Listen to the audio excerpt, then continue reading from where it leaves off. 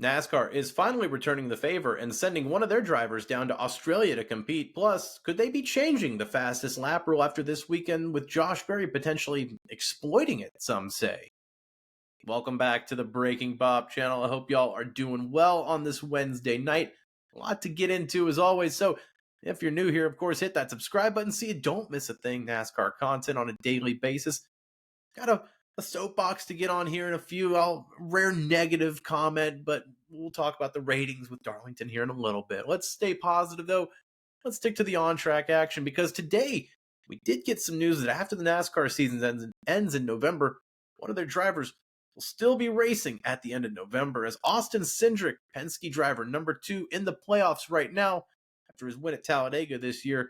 He'll be racing in the Australian Supercars finale down at Adelaide. Austin Cindric will be in the Tickford Racing wildcard entry. Now, a couple of years ago, last year, I believe it was Kyle Busch was rumored to be one of those wildcard entries. It fell through.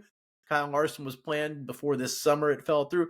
Austin Cindric will finally be one of the NASCAR drivers representing the sport over in Australia. Of course, they've sent a handful of drivers: Jack Perkins, Cam Waters, Will Brown, Brody Kostecki, of course, Shane Van Gisbergen, who has just flipped the world in the sport on its head. But Austin Cindric will be racing down under in that finale down in Adelaide. Now, he did race in 2015 in the Bathurst 12 hours when he was 17 years old, I believe, I want to say. So it's been a while, but he does have experience down there at least. And it's going to be cool to see one of our own finally returning the favor after, like I said, so many supercar stars have come over here. Austin Cindric with a touring car background. He's raced in IMSA, Trans Ams, anything. Oh, it makes sense naturally for him to be one of those drivers representing the Ford camp, and everyone wanting to push him out of Penske just goes to show he's got some ties at Ford. But this is good for NASCAR. It's Austin Cindric, so it may not be one of the biggest stars in the sport, but a Daytona 500 winner, a playoff driver, one of the main drivers on a top team like Penske, going over to Australia and representing NASCAR. It's big for the brand of NASCAR. It may not move the needle over here in the United States quite as much, maybe like a Kyle Busch or a Kyle Larson, but it's still really good for NASCAR to get one of their playoff drivers over there and exposing themselves to other fans. And Austin Cindric, really good media-wise. He's got a knack for the media. You've seen him on, of course, Xfinity and Truck broadcasts before. So it's not like he's just going to be stiff and rigid when they send him over there. He's going to have personality, I think, and it's going to be a very cool experience. It'll be cool to see how he fares up in the competition as well at Adelaide. Of course, a very tough track, but I'm excited to see how Austin Cindric fares down in the Supercars series. Let me know your thoughts down below and who you want to see next from NASCAR Race Down Under. Now let's get into the playoff talk with NASCAR. Of course, this weekend at Darlington, the Southern 500, ratings weren't good. We'll talk about that in a second. But after the race, Josh Berry, even though he finished dead last after that lap 1 incident with Tyler Reddick, he did come back out on the track. They were able to fix the damage after they've changed the DVP policy in 2025. And Josh Berry was able to actually come out and run the fastest lap of the race later in the race to get that extra point. Some people were saying, oh, he's jumped the system here. How has he done that? Kyle Larson did the same thing in Mexico City, by the way. Wrecked his car, came back after repairs and ran and got the fastest lap in that point that ended up helping him in the regular season in his playoff seeding. So you can look back at that Mexico City point. That could be a reason for Kyle Larson advancing in one of these rounds. But NASCAR might be finally putting the kebab on after Josh Berry exposed it, potentially, as Mike Forty on the Hauler Talk podcast this week said that NASCAR is definitely eyeing a potential change in the rule. Quote, "It was just one of those things where maybe this is something we do look at. There's conversations on both sides. And when we first started talking about this when Larson did it the first time at Mexico City, was the pros of keeping it how it is. It gives the teams to work on something.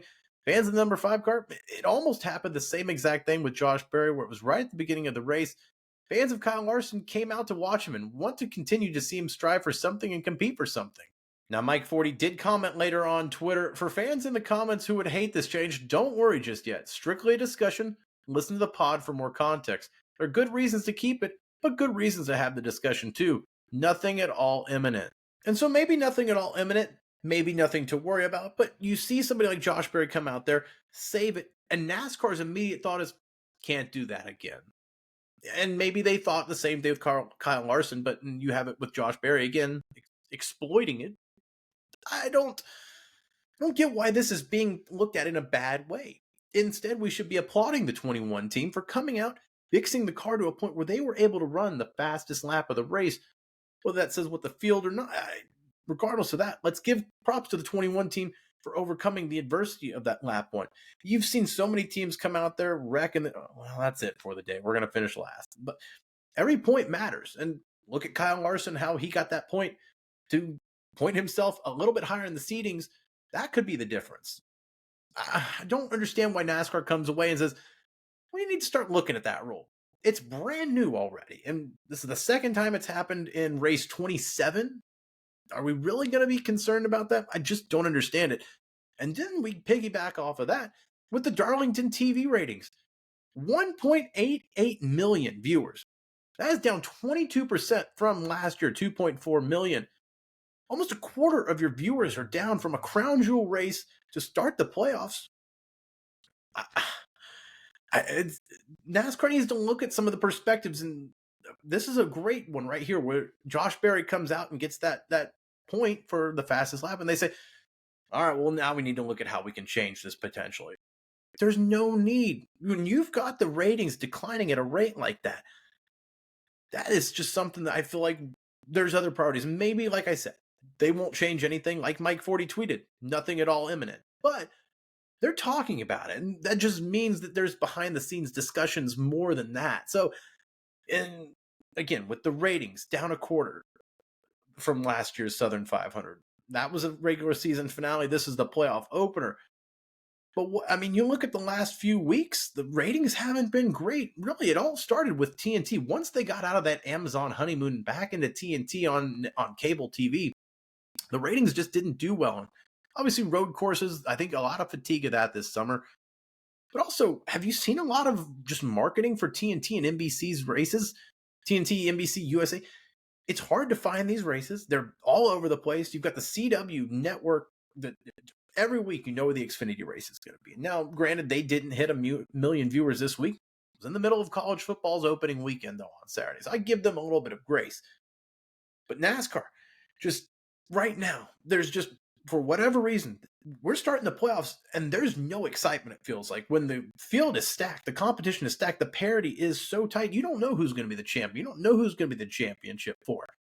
Right now, it's just all negative.